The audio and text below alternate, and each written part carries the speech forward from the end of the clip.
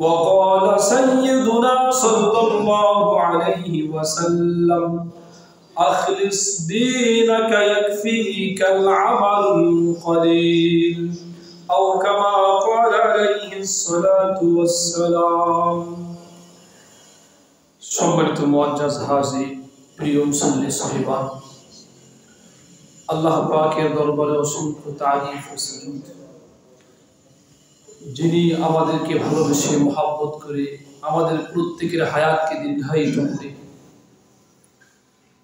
আল্লাহ পাককে সিজদা করার নিমিত্তে মসজিদে আসার তৌফিক দান করেছে। এজন্য আমরা সকলে জবান করে দিলকে উজাড় করে দিয়ে বলি আলহামদুলিল্লাহ। যেই নবীজির মাধ্যমে আমরা মেরাজ পেয়েছি, যেই নবীজিকে আল্লাহ রাব্বুল আলামিন মেরাজ করিয়েছেন, সেই নবীজির প্রতি সকলে দরুদ পড়েন সাল্লাল্লাহু আলাইহি ওয়াসাল্লাম। সম্মানিত মুসল্লি সাহেব, সূরা বনী ইসরাঈলের একটি আয়াত তেলাওয়াত করেছি, প্রথম নম্বর আয়াত। প্রিয় নবীজির অসংখ্য 10 লক্ষাধিক হাদিসের মধ্য হতে একটু হাদিসের টুকরা তেলাওয়াত করেছি, পাঠ করেছি। আল্লাহ পাক যদি তৌফিক দান করেন এই আয়াত এবং হাদিসকে সম্মুখে রেখে কিছু আলোচনা করার এবং শ্রবণ করার চেষ্টা করব ইনশাআল্লাহ। এই জন্য আজকে আমাদের আয়াত এবং হাদিসকে লক্ষ্য করে আমাদের আজকে আলোচ্য বিষয় হলো আল্লাহ পাক নবীজিকে মেরাজ করিয়েছেন। সেই মেরাজটা সশরীরে ছিল নাকি আধ্যাত্মিক স্বপ্ন যোগে ছিল?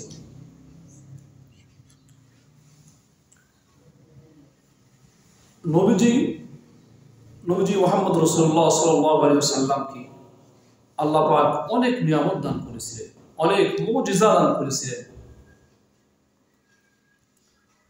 অনেক নবীদের নবুয়ত প্রমাণিত করার জন্য বিশ্ববাসীর কাছে, পৃথিবীর মানুষদের কাছে উনি যে একজন নবী, একজন রাসূল, এটা প্রমাণিত করার জন্য দলিল স্বরূপ, দলিল হিসাবে আল্লাহ পাক নবীদের কাছে, নবীদের মাধ্যমে এমন অলৌকিক কাজ প্রকাশ করেছেন যা পৃথিবীর কোনো ব্যক্তি, কোনো বস্তু, কোনো সংগঠন, কোনো গোষ্ঠী, কোনো সম্প্রদায়, কোনো কওম যা করতে অক্ষম।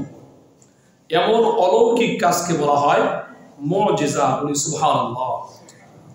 পৃথিবীর মানুষ যেখানে অক্ষম, এমন সক্ষম কাজ নবীদের মাধ্যমে, রাসূলদের মাঝ থেকে আল্লাহ পাক যা অলৌকিক ঘটনা এবং কাজ প্রকাশ করেছেন নবুয়তের দলিল হিসাবে, রিসালাতের রসুলের দলিল হিসাবে, ইনি একজন সত্য রসুল, সত্য নবী, এটা প্রমাণিত করার জন্য যুগে যুগে, সময়ে সময়ে, কালের পরিক্রমায় নবীজির মাধ্যমে, নবীজির কাছ থেকে আল্লাহ পাক এমন কিছু অলৌকিক বিস্ময়কর কাজ প্রকাশ ঘটিয়েছেন, সেগুলিকে বলা হয় মুজিজা। কি বলা হয়? যা পৃথিবীর কোনো ব্যক্তি, বস্তু, সংগঠন কি করতে অক্ষম। আল্লাহ পাক রব্বুল আলামিন প্রত্যেকটা নবী রাসূলকে মুজিজা দান করেছেন, অলৌকিক। যেমন মুসা আলাইহিস সালাতু ওয়াস সালাম যখন লাঠি ফেলাই দিতেন বিশাল আজদা সাপ হয়ে যেত, আবার হাতে ধরতেন, আবার কি লাঠি আর শরীকি হয়ে যেত।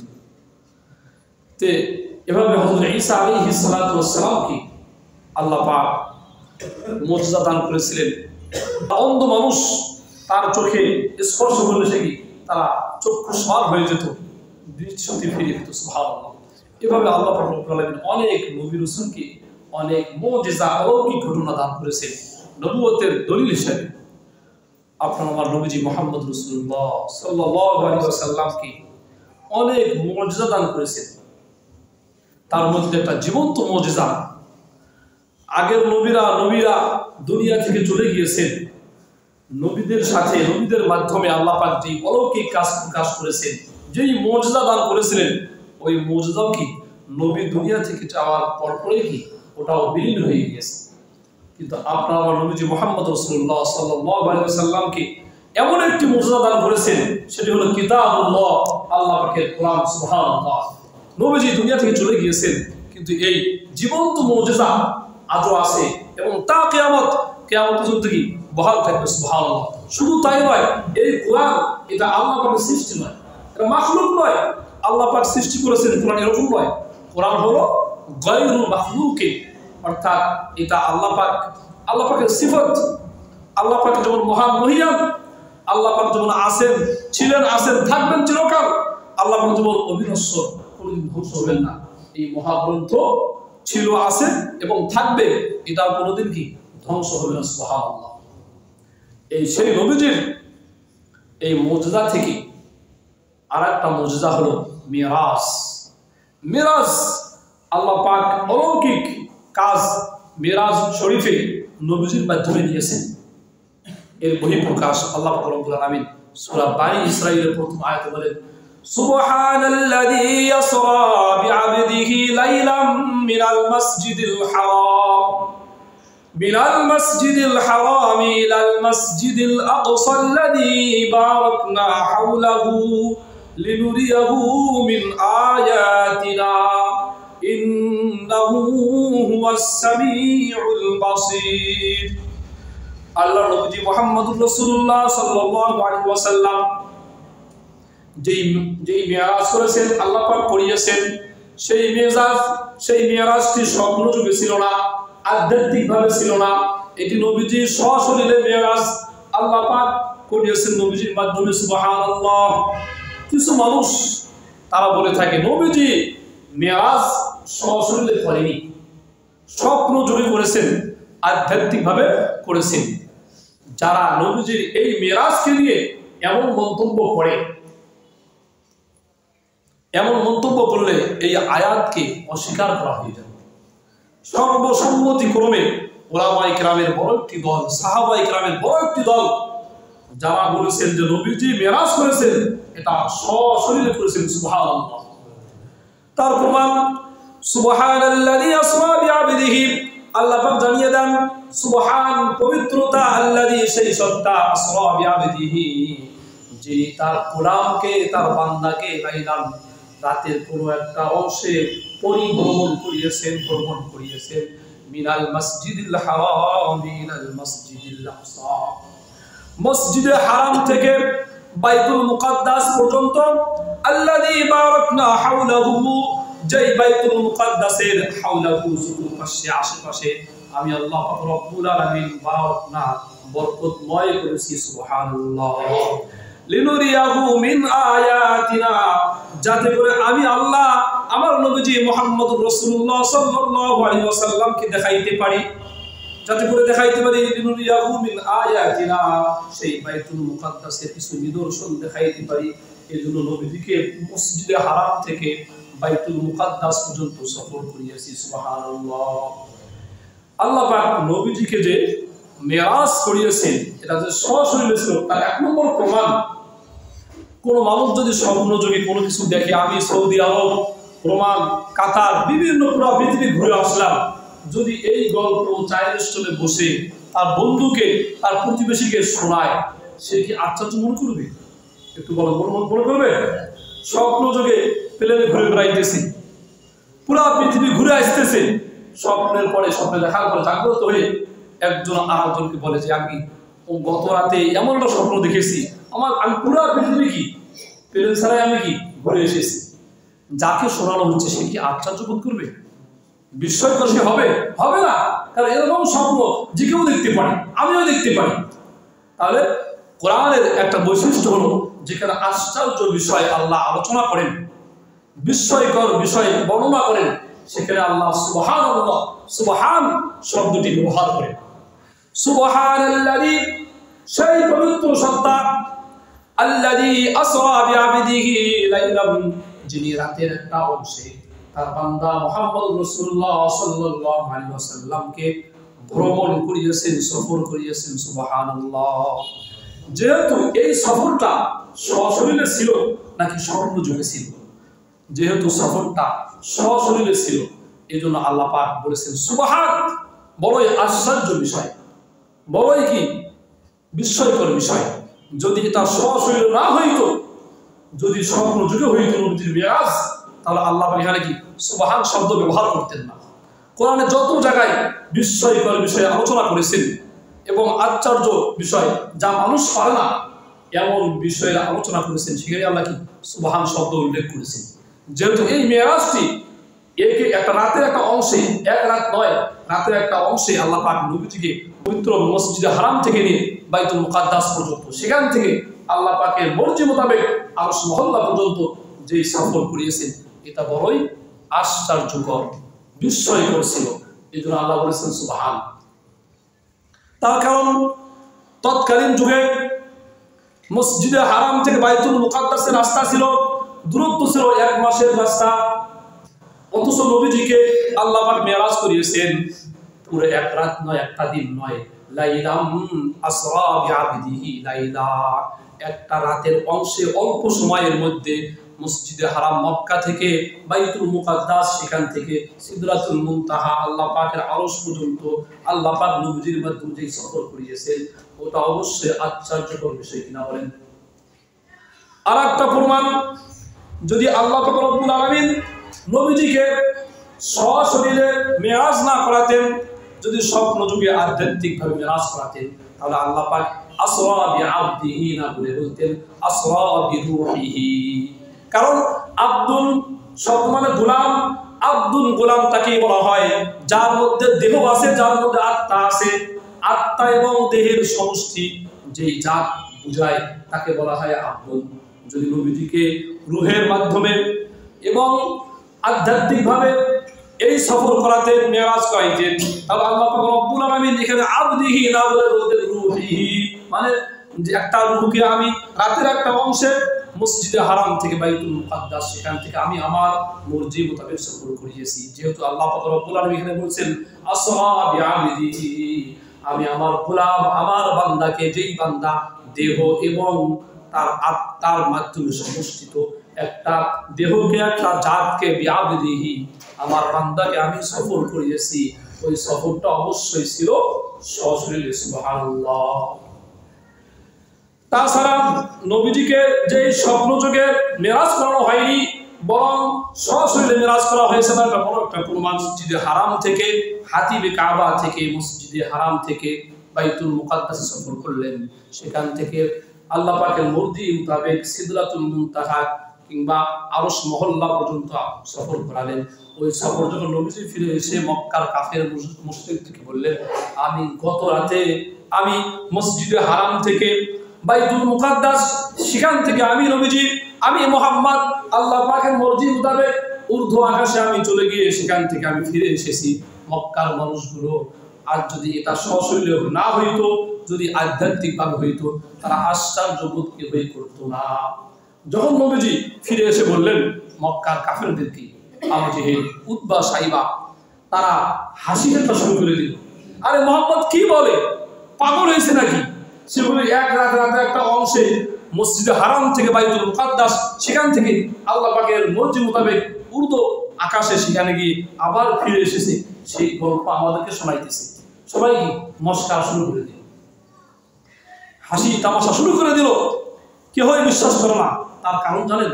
কারণ মসজিদে হারাম থেকে বাইতুল মুকাদ্দাসের তৎকালীন যুগের সফর এবং ভ্রমণ যানবাহনে 1 মাস সময় লাগত। এই জন্য মক্কার মানুষগুলো কি এটা বিশ্বাস করতে কি নারাজ, কেউ মানতেছে না। তাই মুহাম্মদ পাগল হয়ে গিয়েছে, সে কি বলতেছে এগুলো? একটা রাতের অংশে আবার চলে গিয়েছে, আবার ফিরে আসছে, এটা কি মেনে নেওয়া যায়? দেখো, নবুয়তের দাবিদার পাগল হয়ে গিয়েছে, এরকম তারা কি মন্দ কথাবার্তা বলা শুরু করে দিল। পরিশেষে তারা দল বেঁধে হযরত আবু বকর সিদ্দিক রাদিয়াল্লাহু তাআলা আনহু, যিনি প্রথম ইসলাম গ্রহণ করেছেন, তার কাছে গিয়ে বলল, ইয়া আবু বকর, যাও, তোমার সেই নবী মুহাম্মদ সে নতুন কথা বলা শুরু করে দিয়েছে।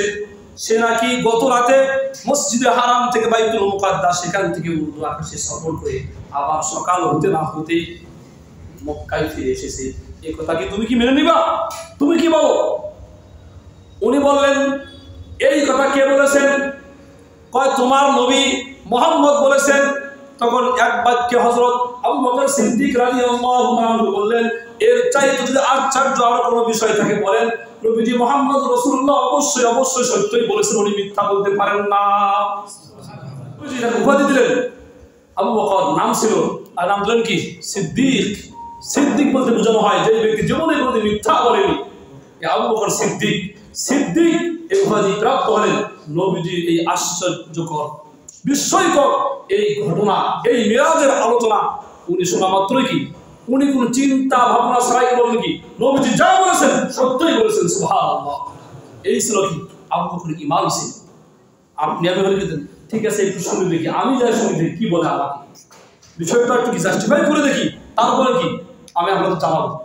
কিন্তু দেখেন আবু বকর সিদ্দিক উনি মুহূর্ত সময় নেননি। কে বলছেন? নবীজি বলেছেন। নবীজির মতো সত্য কথা পৃথিবীর আর কেউ বলতে পারে না, মানে কি একদম এক বাক্যে বলে ফেললেন নবীজি যা বলেছেন সত্যই বলেছেন, সুবহানাল্লাহ। যদি নবীজির মিরাজ মসজিদে হারাম থেকে বাইতুল মুকাদ্দাস সেখান থেকে উর্দু আকাশে যদি এই সফরটা যদি সশরীরে না হইতো, স্বপ্নযুগে হইতো, আধ্যাত্মিকভাবে হইতো, তাহলে মক্কার কাফেররা ঠাট্টা বিদ্রোহ করার কোনো প্রশ্নই আসে না, বলেন ঠিক কিনা? যেহেতু তারা ঠাট্টা বিদ্রোহ করা শুরু করে দিয়েছিল, তারা আশ্চর্য হয়ে গিয়েছিল। এর দ্বারা প্রমাণ হয় নবীজির মিরাজটা তারাও শুনেছে, নবীজি সশরীরে মিরাজ করেছেন, সুবহানাল্লাহ। অসংখ্য আয়াতের মধ্যে, অসংখ্য হাদিসের মধ্যে কথা বর্ণিত হয়েছে। আম্মা আয়েশা সিদ্দিকা রাদিয়াল্লাহু আনহা থেকে বর্ণিত আছে আল্লাহর নবীজির মিরাজটা ছিল হলো সশরীরে, সুবহানাল্লাহ। এজন্য আপনাকে আমাকে বিশ্বাস রাখা চাই এটা ঈমানের অংশ। নবীজির মিরাজটা হয়েছিল, এই মিরাজ এটা সশরীরে হয়েছে, সুবহানাল্লাহ। যদি কোনো মুসলমান এটাকে অস্বীকার করে নবীজির মিরাজকে মেনে না নেয়, না মানতে পারে যে নবীজি সশরীরে মিরাজ করেননি, তাহলে তার ঈমান নিয়ে আশঙ্কা থেকে যাবে। প্রত্যেকটা মুসলমান ঈমানদার ওলামা ইকরাম, সাহাবা ইকরাম তারা বিশ্বাস করেছিল নবীজির মিরাজ সশরীরে হয়েছে। কিন্তু যারা ওহী বিশ্বাসী নয়, যারা কোরআন সুন্নাহকে বিশ্বাস করে না, কিছু বেঈমান, কিছু কাফের মুরতাদ, তারা বলে এটা নয়, এটা সশরীরে মিরাজ করা আদৌ সম্ভব নয়। তারা যুক্তি খারাপ করে বলে, কারণ বাইতুল মুকাদ্দাস থেকে উর্দু আকাশে আল্লাহ পাক নবীজিকে যেই মিরাজ করেছেন, এই মিরাজ করতে গিয়ে কয়েকটা জগৎ পাড়ি দিতে হয়েছে। এক নম্বর জগৎ সেটা হলো মধ্য আকর্ষণ জগৎ। 2 নম্বর কুররে নার, যাকে বলা হয় অগ্নিমণ্ডলী, আর একটা বলা হয় এটা কুররয়ে বরফ, একটা হিমমণ্ডল। এই মণ্ডলগুলো পাড়ি দেওয়া একজন ব্যক্তির সুস্থ অবস্থায়, জাগ্রত অবস্থায়, বেঁচে থাকা অবস্থায় ফিরে আসা সম্ভব নয়। আর 1 নম্বর যুক্তি খাড়া করে যে নবীজি যে মিরাজ করেছেন সশরীরে, এটা কি করে সম্ভব? কারণ মধ্য আকর্ষণ একটা শক্তি আছে, সেখানে কোনো ব্যক্তি বস্তু চলে গেলে সে আর নেমে আসতে পারে না, সে ঊর্ধ্ব দিকে কি উপর দিকে কি চলতে থাকে। আর নবীজি মুহাম্মদ রাসূলুল্লাহ উনি পুরো মিরাজে গিয়েছেন, আবার ফিরে এসেছেন সশরীরে সুস্থ অবস্থায়, এটা অসম্ভব কথা। আচ্ছা, মধ্য আকর্ষণ শক্তি এটা কার দেওয়া? কার দেওয়া? আল্লাহ পাকের দেওয়া। আল্লাহ পাক যদি চান আমি আমার বান্দাকে মধ্য আকর্ষণ শক্তির মধ্য দিয়ে আমি তাকে মিরাজ করাবো, আল্লাহ পাক যদি মধ্য আকর্ষণের শক্তি আল্লাহ পাক কে দিয়েছেন? আল্লাহ দিয়েছেন। যদি ওই শক্তিকে আল্লাহ ছিনিয়ে নেন, তার কাছ থেকে ওই মধ্য আকর্ষণ চুম্বকের মধ্যে যে শক্তি আছে আল্লাহ তার কাছ থেকে ছিনিয়ে নেন, এই মধ্য আকর্ষণ শক্তিকে আরো পাবে। এর সহজ উত্তর, আল্লাহ পাক রব্বুল আলামিন মধ্য আকর্ষণের শক্তি ওই মুহূর্তে বিনষ্ট করে দিয়েছিলেন, তার পাওয়ার শেষ করে দিয়েছিলেন, যার কারণে নবীজিকে মধ্য আকর্ষণ শক্তি কিছুই করতে পারেনি। আল্লাহ পাক রব্বুল আলামিন আপনাকে আমাকে শক্তি যিনি দিয়েছেন তিনি কে? আল্লাহ। আল্লাহ পাক মুহূর্তের মধ্যেই এই শক্তি নিতে পারেন কিনা?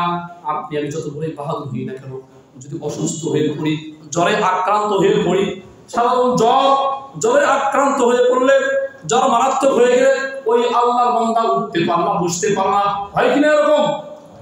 যে ব্যক্তির দাপট অনেক ছিল, অনেক শক্তি ছিল, যার গলাবাজি অনেক ছিল, কিন্তু অসুস্থ জ্বরে আক্রান্ত হয়েছে, সে আর আগের মতো কথা বলতে পারে না, আগের মতো চলতে পারে না, হাঁটতে পারে না। যে আল্লাহ পাক আপনাকে আমাকে এই শক্তি দিয়েছিল, জ্বরের মাধ্যমে এই শক্তি কম করে দিয়েছেন কিনা? সাধারণ বিষয়, যদি কোনো ব্যক্তির ঘুম চোখে ধরে, প্রবল ঘুম ধরে, ঘুমের কারণে যত বড় সে শক্তিশালী হয় না কেন, বারংবার ঝিমুনি আসবে, বারংবার কিসে কি ঘুমকে ভাঙাতে চাবে, কিন্তু একটু সময় ঘুমটা এতই গায়েব হয়ে পড়বে, ওই ব্যক্তি ঘুমের সাথে কি যুদ্ধ করেও সে বিজয়ী হইতে পারবে না, ঘুমে যাইতে বাধ্য হয়ে পড়বে। এই জন্য ভাই, আল্লাহ পাক আপনাকে আমাকে যে শক্তি দিয়েছেন, এই শক্তি আল্লাহ পাক যেমন দিয়েছেন তেমনই কি এটা যে কোনো সময় ছিনিয়ে নিতে পারেন কিনা। তো মধ্য আকর্ষণ শক্তি আল্লাহ পাকের দেওয়া। আল্লাহ পাক নবীজিকে মেরাজ করানোর সময় ওই শক্তি ছিনিয়ে নিয়েছিলেন, বিধায় কোনো যুক্তির কোনো প্রশ্ন আসে না। আল্লাহ পাক নবীজিকে সশরীরে মেরাজ করিয়েছেন, মধ্য আকর্ষণ শক্তি কিছুই করতে পারেনি। সুবহানাল্লাহ। তারা আরেকটা যুক্তি খাড়া করেন, নবীজিকে সশরীরে মেরাজ হওয়া এটা অসম্ভব। তার কারণ হলো এটা কুররে নার, একটা অগ্নি মণ্ডল আছে, একটা আগুনের জগৎ আছে, হাজার হাজার দূরের রাস্তা একটা জগৎ আছে, যেখানে কোনো মানুষ গেলে সে পুরে ভস্ম হয়ে যাবে। আর নবীজি মুহাম্মদ রাসূলুল্লাহ কি করে সে জমিন থেকে আসমানে দিয়ে এই সমস্ত জগৎগুলো পাড়ি দিয়ে, আগুনের জগৎ পাড়ি দিয়ে কেমনে সুস্থ অবস্থায়, না পুরে অবস্থায়, ভালো অবস্থায় ফিরে আসতেন, এটা তো সম্ভব নয়। আগুনকে যে আল্লাহ পাক রব্বুল আলামিন পুরানোর ক্ষমতা দিয়েছেন, ওই আল্লাহ পাক রব্বুল আলামিন পুরানোর ক্ষমতা ফেরত দিতে পারেন কিনা বলেন। আল্লাহ পাক রব্বুল আলামিনের হাবিব খলিলুল্লাহ ইব্রাহিম খলিলুল্লাহকে যখন অগ্নিকুণ্ডে ফেলে দিল, যে 40 দিন ধরে যে আগুন জ্বলতেছিল, যখন নমরুদ ইব্রাহিম আলাইহিস সালাতু ওয়াস সালামকে আগুনে ফেলে দেওয়া হলো, ওই আগুন ইব্রাহিমকে পুড়তেও পারেনি, একটা পশম পর্যন্ত বাঁকা করতে পারেনি, বলেন ঠিক কিনা। আল্লাহ পাক বলে দিলেন, কুলনা ইয়া নারু কুনি বারদান ওয়া সালামান আলা ইব্রাহিম। কুলনা, আমরা বললাম, কুলনা ইয়া নারু কুনি, হে আগুন, ইয়া নারু কুনি বারদান ওয়া সালামান আলা ইব্রাহিম, তুমি ঠান্ডা হয়ে যাও, শীতল হয়ে যায়, আরামদায়ক হয়ে যাও ইব্রাহিমের জন্য। আগুন, যে আগুন 40টি, একদিন নয়, 2 দিন নয়, 40 দিন ধরে প্রজ্বলিত করা হয়েছিল। যখন এই অগ্নিকুণ্ডের মধ্যে হযরত ইব্রাহিম আলাইহিস সালাতু ওয়াস সালামকে ফেলে দেওয়া হলো, এই আগুন ওনাকে পুড়তে পারছে কি? একটা চুলো পুড়তে পারেনি, একটা গায়ের লোমও কি পুড়তে পারেনি। উনি সেখানে গিয়ে দেখলেন ফুলের বাগান। সুবহানাল্লাহ। যখন অগ্নিকুণ্ড নিভে গেল, তখন তারা দেখতে পেল হযরত ইব্রাহিম আলাইহিস সালাতু ওয়াস সালাম ফুলের বাগানের মধ্যে জান্নাতি ফলগুলো ভক্ষণ করতেছেন। সুবহানাল্লাহ। এর দ্বারা প্রমাণ হয় যে আল্লাহ পাক রব্বুল আলামিন আগুনকে পুরো ক্ষমতা দিয়েছেন, সেই কুররা নার অর্থাৎ অগ্নিমণ্ডলী দিয়ে একজন বান্দা মুহাম্মদ রাসূলুল্লাহ সাল্লাল্লাহু আলাইহি সাল্লামকে আল্লাহ পাক মিরাজ করাবেন, আর আগুন তাকে পুড়তে পারবে, এটাও সম্ভব নয়, বলেন ঠিক কি না? শুধু তাই নয়, একটা ঘটনা মনে পড়ে গেল। হযরত মুঈনুদ্দিন আজমিরি রাহমাতুল্লাহি আলাইহি, হযরত মুঈনুদ্দিন আজমিরি রাহমাতুল্লাহি আলাইহি একজন পীর ছিল, মুর্শিদ ছিল, ওনার শায়েখ ছিল এবং ওনার শিক্ষক ছিল। ওই শিক্ষক, ওনার নাম ছিল হযরত হারুন উসমানী রাহমাতুল্লাহি আলাইহি। উনি একদিন ওনার ছাত্রদেরকে নিয়ে, দলবল নিয়ে কোথাও যাচ্ছিলেন ওয়াজ নসিহত করার জন্য। প্রতিমধ্যে দেখতে পাইলেন কিছু মানুষ আগুনের পূজা করতেছে, কেউ আগুনকে তাওয়াফ করতেছে, আগুনকে প্রদক্ষিণ করা শুরু করে দিয়েছে, আবার কেউ আগুনের সম্মুখে রুকু অবস্থায় আছে, আবার কেউ আগুনকে সিজদা করতেছে। তখন উসমান হারুনি রাহমাতুল্লাহি আলাইহি বললেন, ভাই, আগুনকে সিজদা করো না, সিজদা করো তাকে, আগুনকে যিনি সৃষ্টি করেছেন। সুবহানাল্লাহ। এই কথা বলা মাত্রই ওই লোকগুলো বলল, ভাই, আমাদের 14 পুরুষ থেকে, 14 গোষ্ঠী থেকে আগুনকে সিজদা করে আসতেছে, আগুনের পূজা করে আসতেছে, আপনি আমার পক্ষ থেকে আসলে নিষেধ করতে? আমরা এই পাপদার কর্ম আমরা বাদ দিতে পারবো না, আমরা আমাদের মৃত্যু পর্যন্ত আগুনকে সিজদা করে যাব, আগুনকে তাওয়াফ করে যাব, আগুনের পূজা করে যাব। তখন হারুন উসমান রাহমাতুল্লাহি আলাইহি বললেন, আচ্ছা ঠিক আছে, এত যুগ ধরে, এত বছর ধরে আপনারা আগুনকে পূজা করে আসতেছেন, একবার আগুনের মধ্যে হাত দিয়ে আমাকে দেখাও, আগুন কি আপনাদের প্রতি সদয় হয়েছে, নাকি আগুন আপনাদের প্রতি রাগ করেছে? যদি আগুনকে এতদিন সিজদা করার কারণে যদি সিজদা কবুল হয়ে থাকে, আগুন তো আপনাদের প্রতি সদয় হওয়ার কথা, আগুন আপনাদের হাতকে না পুড়ে ফেলার কথা, একটু হাত দিয়ে দেখাই দিন। তারা বলল, অসম্ভব, এখানে আগুনে হাত দেওয়া মাত্রই আমাদের হাত পুড়ে যাবে। তখন তিনি বললেন, এত বছর আগুনকে পূজা করে আপনাদের কি ফায়দা হলো? যদি আগুনে হাত দিলে আপনাদের হাত পুড়ে যায়, যে আগুনকে পূজা করে না তাও হাত পুড়ে যায়, তাহলে আগুনকে সিজদা করে আগুনের ইবাদত করে কি ফায়দা হলো?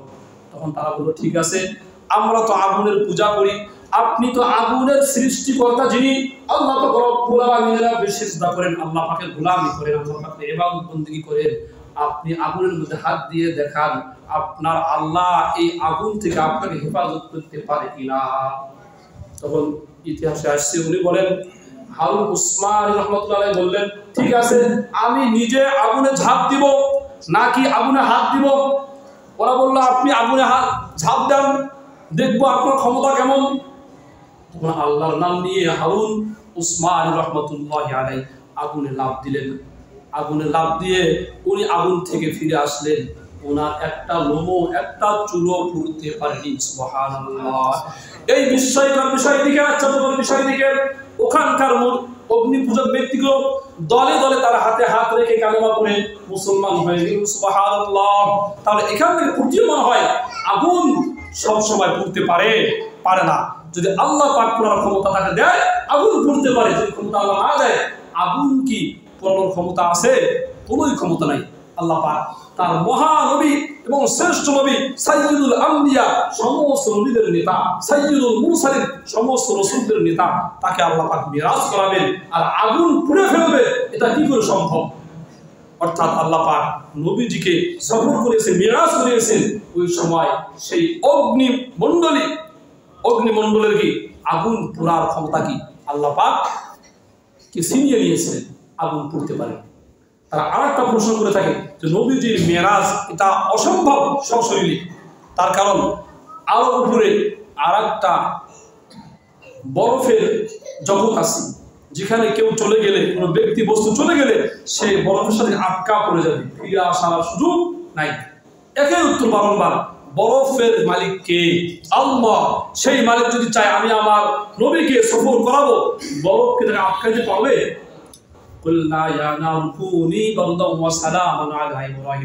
আগুনের ক্ষমতা হলো গরম করে ফেলবে, পুড়ে ফেলবে। আল্লাহ পাকের আদেশ করবে আগুন বারদাম ওয়া সালামান, আগুন ঠান্ডা হয়ে গেল। কেমন ঠান্ডা? ইব্রাহিমের কষ্ট হবে ওরকম ঠান্ডা নয়, বারদাম ওয়া সালামান, এবং শান্তিদায়ক হয়ে গেল আলা ইব্রাহিম, ইব্রাহিমের জন্য। এজন্য এগুলো মধ্য আকর্ষণ শক্তি, তার আগুনে পুড়ে ফেলার শক্তি, এবং বরফে নবীজিকে আটকে ফেলবে, এরকম শক্তিগুলো যিনি দেওয়ার মালিক, ওই মালিক সুস্থ অবস্থায় নবীজিকে সফর করানোর কি ক্ষমতা দিয়েছিলেন। নবীজি মেরাজ করিয়েছেন, এতে আমাদের কোনো সন্দেহ থাকা যাবে না। তাছাড়া হাতিমে কাবা থেকে নবীজিকে নিয়ে, হাতিমে কাবার মধ্যে নবীজিকে ঘর থেকে বের করে নিয়ে হাতিমে কাবার মধ্যে হযরত জিবরাইল মিকাইল নবীজির সিনা বক্ষকে বিদীর্ণ করে, এটা বলা যায় একটা ওপেন সার্জারি করেছেন, নবীজির বক্ষ বিদীর্ণ করে নবীজির কলবকে বের করে জান্নাতি জমজম কূপের কি পানি দিয়ে জান্নাতি পাত্রের মধ্যে কি কলবটা রেখে পরিষ্কার পরিচ্ছন্ন করে দিয়েছে। এরপরে আবার কি কলব ভেতরে ঢুকে দিয়ে নবীজির সিনাকে চাক করা শেষ করার পরে আবার কি জিবরাইল মিকাইল এই ঊর্ধ্ব আকাশে সফরের জন্য কি নিয়ে গিয়েছে। তার মানে একজন ব্যক্তির শক্তি সামর্থ্য, একজন মানুষ তার ঊর্ধ্ব আকাশে সফর করার জন্য, ভ্রমণ করার জন্য যেই ক্ষমতা, যেই শক্তির প্রয়োজন, ওই ক্ষমতা দিয়েই, ওই উপযুক্ত করে নবীজিকে মক্কা থেকে বাইতুল মুকাদ্দাস, সেখান থেকে আল্লাহ পাকের মর্জি মোতাবেক যে মেরাজ করিয়েছেন, এটা অসম্ভবের কিছুই না। এজন্য সুবহানাল্লাযী আসরা বিআবদিহি লাইলাম মিনাল মাসজিদিল হারামি ইলাল মাসজিদিল আকসাল্লাযী বারাকনা হাওলাহু। আল্লাহ পাক বলেন, পবিত্র সেই সত্তা যিনি তার বান্দাকে রাতের একটা অংশে সশরীরে ভ্রমণ করিয়েছেন, মিনাল মসজিদিল হারাম, মসজিদে হারাম থেকে ইলাল মসজিদিল আকসা, বাইতুল মুকাদ্দাস পর্যন্ত, আল্লাযী বারাকনা হাওলাহু, যেই বাইতুল মুকাদ্দাসের চতুর্পাশে আমি আল্লাহ পাক ভরপুর বরকত দিয়েছি। সুবহানাল্লাহ।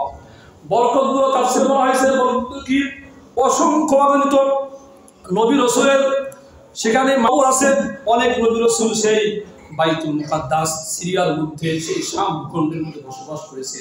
সেখানে এখনো সুন্দর ফসল হয়, সুন্দর বড় দামি দামি ফলমূল পাওয়া যায়। সুবহানাল্লাহ। আল্লাহ পাক নবী রাসূলের দেশ সেটা হলো বাইতুল মুকাদ্দাস, সিরিয়া, বর্তমান সিরিয়া, জর্ডান, লেবানন, ফিলিস্তিন পুরোটা মিলে কি শাম দেশ। একেই বলা হয় বাইতুল মুকাদ্দাসের আশপাশ এলাকাগুলো বলা হয়। এখানে আল্লাহ অনেক কি নিয়ামত দান করেছেন। তো নবীজিকে লিনুরিয়াহু মিন আয়াতিনা অনেক নিদর্শন দেখিয়েছেন। শুধু তাই নয়, আল্লাহ পাক আদম থেকে নিয়ে নবীজির আগ পর্যন্ত ঈসা আলাইহিস সালাম পর্যন্ত যত নবী রাসূল ছিল সব নবী রাসূলকে এক জায়গায় করে নবীজির মাধ্যমে ইমামতি করিয়েছেন। সুবহানাল্লাহ। এটা লিনুরিয়াহু মিন আয়াতিনা, আল্লাহ বলেন আমি আমার নবীকে যাতে করে আমি আমার নিদর্শন দেখাইতে পারি। একটা নিদর্শন সমস্ত নবী রাসূলদের কি, সমস্ত নবী রাসূল কি মুসাল্লি, আর নবীজি ইমাম ছিলেন। সুবহানাল্লাহ। ইন্নাহু হুয়াস সামিউল বাসীর, নিশ্চয়ই আল্লাহ পাক রব্বুল আলামিন সর্বশ্রোতা এবং সর্বদ্রষ্টা। এই জন্য ভাই মেরাজ সম্পর্কে আপনার আকীদা বিশ্বাস হবে। আহলে সুন্নাত ওয়াল জামাতের আকীদা হলো নবীজি মেরাজ করেছেন, সশরীরে করেছেন, স্বপ্ন যুগে নয়, আধ্যাত্মিক ভাবে নয়। আমাদের আকীদা বিশ্বাস কি করে রাখতে হবে? নবীজির মেরাজ সশরীরে হয়েছিল। সুবহানাল্লাহ। আল্লাহ পাক আমাদের সকলকে কথাগুলো বুঝে শুনে আমল করার তৌফিক দান করুন।